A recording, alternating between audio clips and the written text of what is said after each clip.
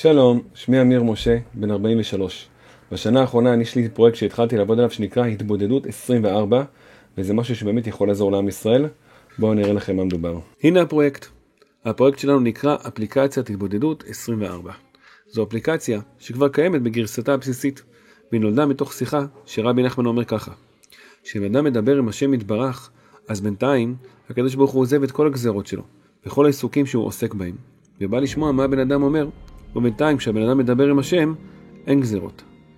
אז לקחנו את השיחה הזאת של רבי נחמן, ועל פי אנחנו רוצים ליצור שרשרת התבודדות 24 שעות ביממה, שמורכבת מהתבודדות של 20 דקות כל אחד מכל מקום בעולם.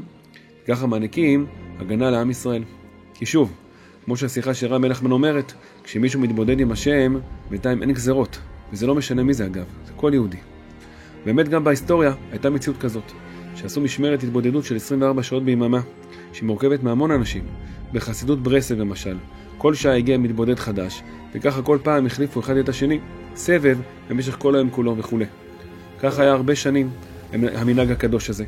וברגע שהפסיקו מהמנהג הזה, פרצה מלחמת העולם השנייה. אז כאמור, אנחנו עשינו משהו מעין הדבר הזה, שכל אחד מתבודד מ-20 דקות. הוא יכול יותר, אבל לקחנו מינימום של 20 דקות. אפשר לבחור להצטרף לאיזה שעה ביום שרוצים, לעבור לתאריך אחר, בשעה אחרת שרוצים. הוא שואל אותי אם אני רוצה להתבודד רק היום, או במשך 3 ימים, שבוע וכו'. והכי חשוב, שאין התחייבות. אפשר להצטרף מתי שרוצים, ללא התחייבות. זה הרעיון בגדול. תראו, אמנם האפליקציה קיימת, אבל בגרסה בסיסית. היא לא מספיק יעילה. אנחנו צריכים להוסיף כמה דברים חשובים שיהפכו אותה ממש לטובה.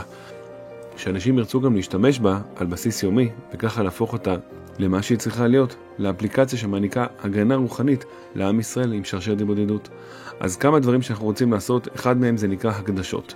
שהקדשות זה ליצור אינטראקציה בין אנשים, שאנשים יוכלו להתפלל אחד על השני, להקדיש הקדשות אחד לשני בזמן ההתבודדות, הלימוד, קריאת תהילים וכו'. כך יש אינטראקציה בין אנשים. בנוסף לזה אנחנו רוצים לתת לאנשים כלים ועזרה לימודית גם בהתבודדות. למשל, טיפים להתבודדות ולימוד על התבודדות. למשל, בן אדם רוצה לדבר עם השם, הוא לא יודע על מה לדבר, אז אנחנו צריכים שלו אפשרות שלו טיפים להתבודד. הם בוחרים למשל נושא שהם רוצים להתבודד עליו, על פרנסה, על הצלחה, זיווג, שלום בית וכו'. יש מלא עצות מהיהדות, שכל העצות האלה משולבות עם תפילות מיוחדות לכל נושא ונושא שאדם רוצה לדבר. שהנושא הזה בעצם, והעצות והתפילות, יעזרו לפתח שיחה אמיתית עם השם בהמשך הזמן. בנוסף, רוצים גם ליצור באפליקציה אפשרות לעזור אחד לשני עם הקדשות והנצחות אישיות. מה זה אומר? שתהיה אפשרות להקדיש את הלימוד בזמן אמת למישהו. להקדיש את ההתבודדות, או נגיד שעה בה, או בכלל את היום כולו להקדיש למישהו. זה יכול להגיד להצלחה, זיווג, עילוי נשמת, או מה שיבחרו. ככה אנחנו בעצם יוצרים קהילה של אנשים שעוזרים אחד לשני ומזכים אחד לשני בתפילות ובלימודים. וכאן אני צריך אתכם. השקעתי על זה המון כסף וזמן על מה שיש כרגע, ואין לי אפשרות כרגע להשלים את האפליקציה. בלי קשר לעבודה הגדולה שעוד יש לעשות על התכנות והפיתוח. יש גם עלויות של פרסום והפצה כדי להפיץ את האפליקציה לכמה שיותר אנשים, שכל מעגל ההתבודדות של 24 שעות יצליח ויחזיק מעמד לאורך זמן. לכן כל תרומה שלכם, קטנה או גדולה, ממש עוזרת ומקרבת אותנו להוציא מהכוח אל הפועל דבר גדול הזה. את הזיכוי הרבים הגדול שבאמת יכול להגן על עם ישראל. מה שאני יכול להעניק לכם על כל תרומה שלכם, 2 דברים חשובים. דבר ראשון זה קרדיט של שמות. לפי סכום התרומה, ככה תקבלו קרדיט של שמות שיהיה באפליקציה. תוכלו להשתמש ולרשום שמות שלכם או של יקירכם באפליקציה למטרות שונות בזמן תפילה או לימוד. שאנשים משתמשים באפליקציה, השם שלכם יירשם ויזכו אתכם. דבר שני זה לתורמים שיתרמו תרומה יותר גדולה מהלב. ניתן גם הקדשה נצחית בתוך אפליקציה. עם השם שלכם או מי שתבחרו, שזכות התפילות והלימוד באפליקציה ירשמו לזכותכם תמיד. לפרטים נוספים אגב בדבר הזה, תסתכלו באתר. אגב, לגבי הקדשות והשמות באפליקציה, זה דומה כמו ללוחית זיכרון או לוחית הקדשה שיש בבתי כנסיות. באמת לאחרונה בהשגחה, מצאתי בספר שנקרא משנת החלומות של הרב רצבי, סיפור מעניין, שבעצם מאשר ששמות של אנשים שרשומים במקומות כאלו מועיל.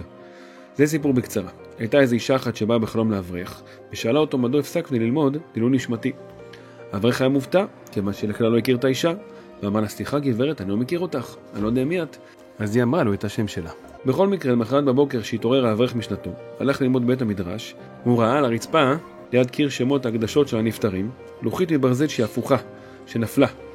הרים את הלוחית וראה באמת השם של האישה שבא לה בחלום ואמרה לו תשמע. כלומר, כאשר נפלה הלוחית מהקיר, נחשב כאילו הפסיקו ללמוד לעילוי נשמתה. וכאשר הלוחית הייתה על הקיר, שהייתה תלויה על הקיר, באמת זה הועיל לאותה אישה. זה מה שמובא בספר. אז זהו חברים יקרים. זה הפרויקט, ואני מקווה שראיתם את הדברים בצורה טובה. נשמח לעזרה שלכם בנושא, להפוך את זה לזיכוי הרבים אמיתי, לתת הגנה אמיתית לעם ישראל, על פי מה שאומר רבי נחמן מברסלב. תודה רבה לכם, תזכו למצוות.